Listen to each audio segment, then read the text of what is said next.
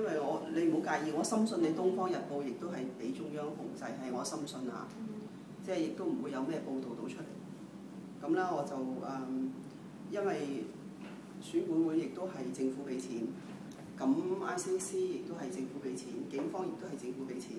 我又唔相信會有查到拉到任何一個，即係中票人，佢可能會拉啲出嚟交代下。但係受益者咧、被選者咧，我係相信係一個都會拉唔到，我深信。咁咧係冇用嘅。咁你哋讀呢科咧，你哋去覺得係有冇用咧？會唔會有人會炒個老闆？會唔會有人會督個老闆？除非你諗住做呢份工咯。咁我相信，即係我自己深信係冇用咯。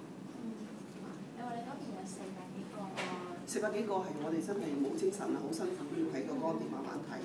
如果再查落有幾多個，我就唔再，即係可能會再多。有冇啲乜嘢唔同嘅？淨係得個姓咯，你，譬如淨係姓李嘅。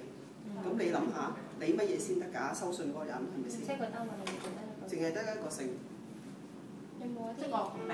即係個。同埋咧，譬如我嫁個印度人，唔出奇㗎，係咪？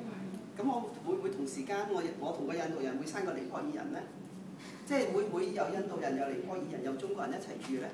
係咪？咁我覺得係即係都幾怪，唔係一間半間屋喎。即係你撞着你去嫁印度人咁啱，咁喺我個區又咁多個，係嘛？有冇啲話好最過分嘅例子可以講？哇！呢啲仲唔過分咁多個喎。頭先我頭先又講咗話一間屋有8個姓，呢啲係已經報晒啦，佢哋都係尼泊爾、印度加香港人、中國人。點知可唔可以俾出嚟喎？呢啲我真係唔知喎。你知啦，你淨係聽到我同廉署去傾偈啦，佢唔係去查呢啲中票人，話我保留30幾蚊，咩而家揀唔知幾多百蚊，即係走去即係打擊我哋呢啲獨立人士。你想我哋唔選，咪不如直情立法會咪俾晒民建聯或者咁咪算咯。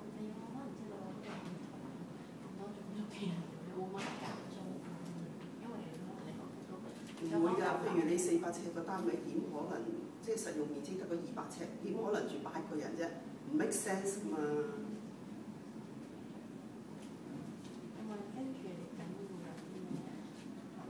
你冇㗎啦，你根本我自己深信政府要做嘢，你係冇任何行動都冇用㗎。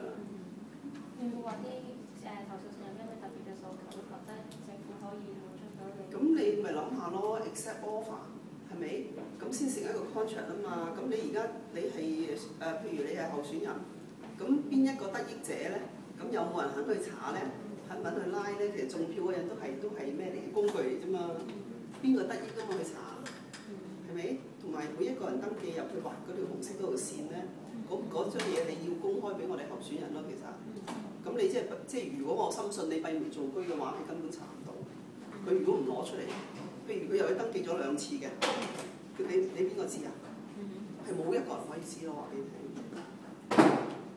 唔該晒。